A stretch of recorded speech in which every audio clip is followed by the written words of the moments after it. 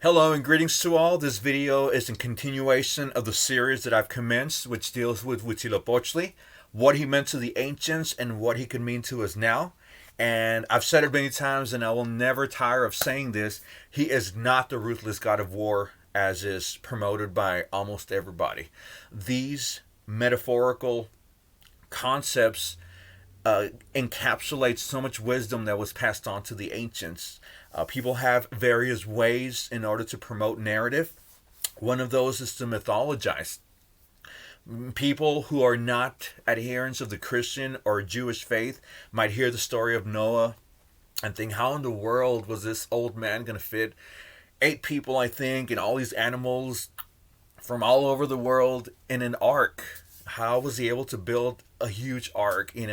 And there is, even in these tales, a truth to be learned and derived from it. So that is the same case with our own ancestors. This particular break in the series of Huitzilopochtli is going to head on to what I refer to as the Divine Femininity.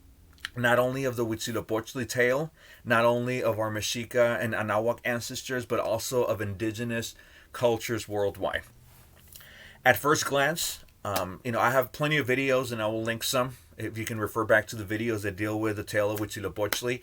In these videos, I share the tale and pretty much give my take on it. But in the tale, it is included where Huitzilopochtli was born a full-fledged warrior. Now, our ancestors, we disrespect our ancestors severely by thinking that they truly believed that somebody is born as a full-fledged warrior when we know they got to be babies first. So that there already tells you that it is all metaphorical, it is all symbolic. In the tale, Huitzilopochtli slaughters his sister. He dismembers her. She is coming along with her brothers to attack their mother due to the fact that she became pregnant with him and dishonored the family. So, at simple glance, many might interpret it as, feminicide, murdering females. It resounds in the likeness of the machismo and misogynist attitudes that a lot of people in Mexico and Latin America and the Western world at large still harbor. But it's not, because Huitzilopochtli did not slaughter his sister simply because she was a female. So all my feminists out there, he slaughtered her because she was coming after his mother. So he defended Coatlicue, which is his mother goddess. And I just recently learned that Coatlicue is really not a representation of Tlali, of Tonantzin. Moreover, she is a representation of the aquatic aspect, the water aspect of earth. And for all my New Agers and spiritualists, you know that water is a strong feminine element. So there's a lot of femininity involved. Huitzilopochtli himself is a solar deity, god, you might say loosely, and there is a lot of masculinity about him. Just pull up Huitzilopochtli in a Google search and you're going to see muscles and masculinity and warriorness and whatnot. That's what we want to see of warriors nowadays, because we will put through Hollywood Stallone and Schwarzenegger and all these, mega macho men. But in the ancient codices, he did look slightly different, because at the same time that he's masculine, there's a lot of hummingbird imagery. There's a lot of very sensitive, hummingbirds are very sensitive creatures. I also speak about the significance and how hummingbirds are interpolated in the tale.